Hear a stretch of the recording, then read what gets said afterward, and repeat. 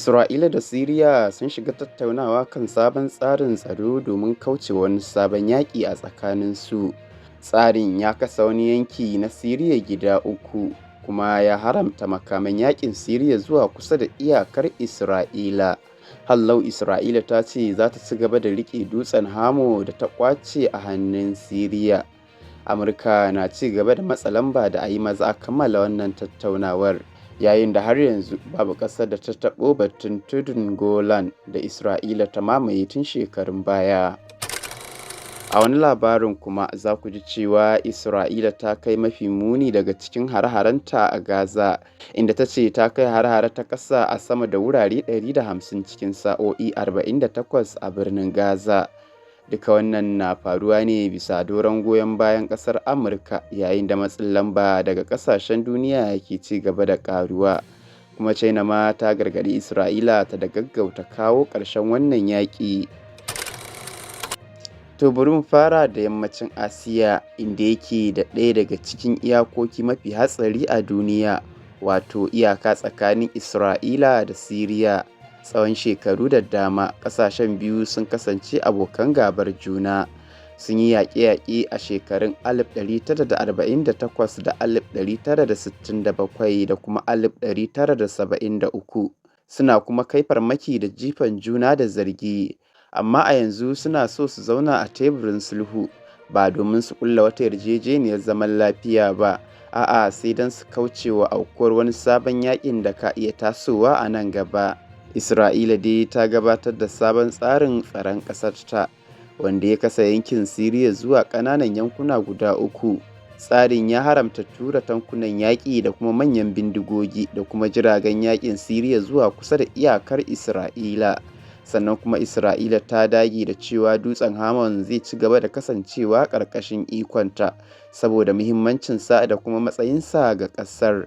Siriya ma ta shirya nata buƙatun, sai dai Amurka na matsa musu lamba da su yi gaggawa su cimma matsaya, domin shugaba Donald Trump yana so ya samu nasarar sanar da wannan yarjejeniya a taron Majalisar Ɗinkin Duniya a mako mai zuwa. A cewar bayanai, tsarin ya tanadi cewa ba za a yarda da jiragen yaƙi da tankuna ko kuma manyan bindigogin Siriya su shiga yankin farko ba, sai 'yan sanda da jami'an tsaro kawai. A yanki na biyu kuma za a bar 'yar ƙaramar rundunar sojin Siriya ta shiga yankin. A yanki na uku kuma za a iya tura sojoji masu yawa, amma da sharaɗin za su tsaya nesa daga iyakokin Isra'ila. Hallau Isra'ila ta kuma dage da kafa wani yanki da jiragen Siriya ba za su tashi ba tun daga Damascus har zuwa kan iyakarta. Bugu da ƙari, Isra'ila na so a bar mata sararin samaniyar yankin domin kai farmaki kan Iran idan buƙatar hakan ta taso.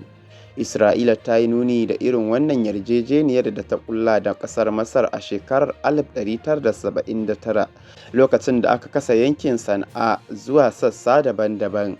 A matsayin abin da za ta bayar, Isra'ila ta yi alkawarin janye dakarunta a mataki daban-daban daga wuraren da ta mamaye tun watan Disambar shekarar 2024, amma ta ce dakarunta na yankin Dutsen Ham za su ci gaba da kasancewa dindindin.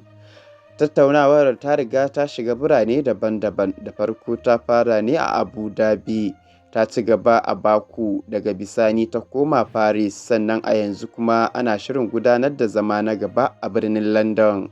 Kuma Isra'ila, Siriya da kuma Amurka ne za su kasance a teburin tattaunawar. Duk da wannan, ba a samun ci gaba da sauri a wannan tattaunawa. Siriya har yanzu tana tsara nata ƙudurori, kuma babu wata alamar samun sauƙin cimma matsaya. Dalilin yin wannan gaggawa a tattaunawar kuwa baya rasa nasaba da tashin hankalin da ya faru a kudancin Siriya a watan Yuli, inda aka yi mummunan artabu tsakanin ƙabilar Druze da mayakan Bedawi. Dubban mutane ne suka mutu a rikicin, ciki har da fararen hula. Isra'ila ta kai hare-hare ta sama, tana mai cewa tana kare al'ummar Druze ne. Wannan rikici ya zo ne bayan an hamɓarar da gwamnatin Bashar al-Assad, lamarin da ya sa Isra'ila ta ce tsohuwar yarjejeniyar tsagaita wuta ta lalace. Tun sojojin Isra'ila suka kutsa cikin yankin Damascus da kilomita 20. Tun daga lokacin gwamnatin Netanyahu ta nuna adawa da sabuwar gwamnatin Siriya. amma duk da haka Amurka na matsawa ɓangarorin biyu da su ci gaba da tattaunawa. Sai dai har yanzu akwai batun tuddan Golan wanda Isra'ila ta mamaye tun a shekarar 1967, kuma Siriya ke ci gaba da ikirarin mallakarsa har yanzu. Abin mamaki har yanzu babu ɗaya daga cikin ɓangarorin guda biyu da ya yi magana a kansa. Masu sharhi na cewa har yanzu ba a san abin da zai iya biyo baya ba. Shin ko za a samu damar cimma yarjejeniyar tsaro ko kuwa dai tattaunawar za ta rushe ba tare da an samu bakin zaren ba? Ga Isra'ila wannan batu ne na tsaron ƙasarta, amma ga Siriya wannan batu ne na iko da 'yancin ƙasarta. Kuma ga dukkan ɓangarorin biyu wannan wata caca ce ta zaman lafiya bayan tsawon shekaru ana gwabza yaƙi. To bari mu koma Gaza, inda yanzu haka Isra'ila ta ƙaddamar da mafi muni daga cikin hare-harenta a Gaza. Sojojin ƙasar sun ce cikin sa'o'i 48 da suka wuce kaɗai sun kai hare-hare kan wurare fiye da 150 a birnin Gaza, inda aka kashe ɗaruruwan mutane yayin da dakarunta ke ƙoƙarin shiga tsakiyar babban birnin Gaza. Hukumar agajin gaggawa ta Gaza, wacce ke ƙarƙashin ikon Hamas, ta ce an kashe aƙalla Falasɗinawa 12 da sanyin safiyar jiya. Rahoton binciken Majalisar Ɗinkin Duniya ya bayyana a fili cewa an aikata kisan ƙare dangi a Gaza, tare da ɗora alhakin hakan kan shugabannin Isra'ila, ciki har da Firayim Minista Benjamin Netanyahu. Amma Isra'ila ta ƙaryata wannan rahoto, tana mai cewa ba gaskiya ba ne kuma ba shi da tushe. Duniya na ci gaba da kallon abin da ke faruwa a Gaza, yayin da ƙasashen duniya ke ci gaba da yin Allah wadai da Isra'ila. Amma duk da haka har yanzu matsin lambar ƙasashen duniya bai kawo cikas ga har-haren da Isra'ila ke ƙaddamarwa ba, musamman saboda goyon bayan da Isra'ilan ke samu daga Amurka. A zahiri hayaƙi da jiragen sintiri da kuma helikaftoci ne ke cika sararin samaniyar Gaza.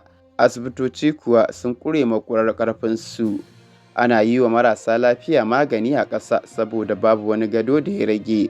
Likitoci kuwa suna aiki cikin mawuyacin hali.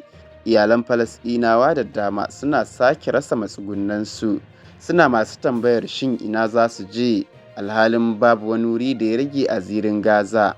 Isra'ila ta ce ta buɗe wata sabuwar hanya ta wucin gadi a kan titin Salah al-Din domin ta ba wa mutane damar tserewa daga birnin Gaza, amma har yanzu ana ci gaba da kai manyan hare-hare a yankin.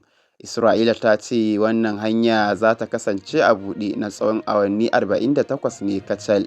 Duk da haka yawancin Falasɗinawa na ganin babu wani wuri da yake da aminci a zirin Gaza. Majalisar Ɗinkin Duniya ta kiyasta cewa kafin wannan rikici sama da mutum miliyan 1 ne ke zaune a Gaza da kewaye. Isra'ila ta ce fiye da 350 ne suka tsere zuwa kudancin yankin, amma sai dai wasu iyalai sun ƙi barin gidajen nasu. Hamas ta ce abin da Isra'ila ke yi ya zama wani tsari na shafe kabilar Falasɗinu daga doron duniya. A gefe guda kuma matsin lamba daga ƙasashen duniya na ƙaruwa. Majalisar Ɗinkin Duniya ta sake nanata zargin kisan ƙare dangi kan Netanyahu da manyan jami'an Isra'ila. Isra'ila ta yi watsi da wannan zargi, tana mai cewa ana ƙoƙarin karkatar da gaskiya ne.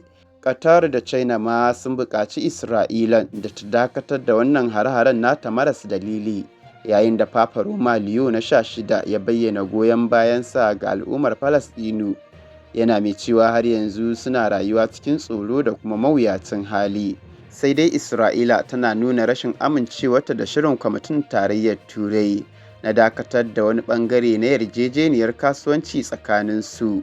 Ministan harkokin wajen Isra'iliya Gideon Sa'ar ya ce matakin bai dace ba kuma zai iya ƙara ƙarfafa Hamas ne a maimakon kawo ƙarshen rikicin. Wannan lamari na iya zama gwaji ga ƙasashen Turai. Shin za su iya amfani da matsin tattalin arziki wajen tilastawa Isra'ila da ta dakatar da yakin, ko kuwa za su ɗauki hakan a matsayin abin da zai gurgunta ƙoƙarin kawo ƙarshen rikicin?